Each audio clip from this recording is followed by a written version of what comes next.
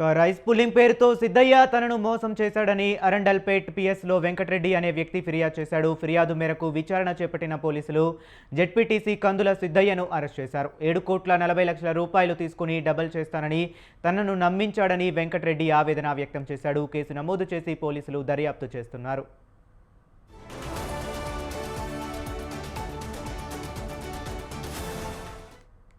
ఇక ఇదే అంశం గురించి మరింత సమాచారాన్ని మా కరెస్పాండెంట్ వీరస్వామి గుంటూరు నుంచి ఫోన్ లైన్ లో అందిస్తారు. వీరస్వామి చెప్పండి.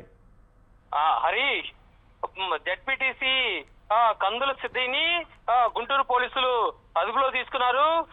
ఇటీవల కాలంలో రైస్ పుల్లింగ్ పేరుతో తన వద్ద 7,40,00,000 రూపాయలు తీసుకొని తనను మోసం చేశాడని అరండలపేట పోలీస్ స్టేషన్ లో వెంకటరెడ్డి అనే అతను ఫిర్యాదు చేయడం జరిగింది. దీంతో పాటు చూసుకున్నట్టు మాత్రం కందుల సిద్ధిని అదుపులో తీసుకొని అతన్ని విచారణ కొనసాగుతుంది.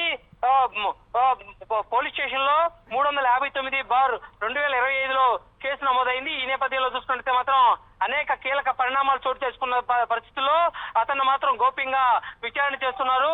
అదేవిధంగా ఇంకెవరైనా బాధితులు ఉన్నారా అన్న కోణంలో కూడా విచారణ చేస్తున్నారు. అడిషనల్ ఎస్పీ సుప్రజ ఆధ్వర్యంలో మాత్రం విచారణ కొనసాగుతుంది.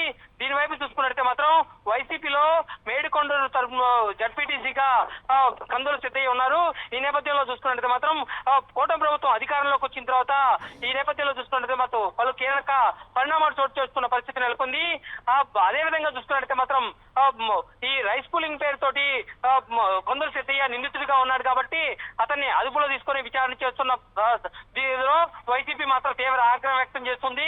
అదేవిధంగా చూస్తున్నారు, కావాలనే ఈ కేసులో తనని ఇరికిచ్చారని, కావాలనే అతన్ని ఇబ్బందులకు గురి చేస్తున్నారని వైసీపీ మాత్రం వెల్లడిస్తున్న పరిస్థితి నెలకొంది.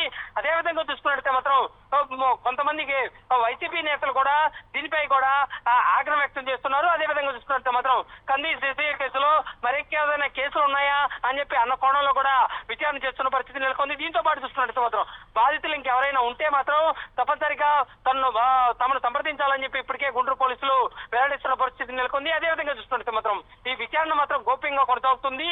దీని విధంగా చూసుకుంటే మాత్రం సాయంత్రం మటుకు మరికొన్ని విషయాలు వెలుగులోకి వచ్చే అవకాశాలు ఉన్నాయి.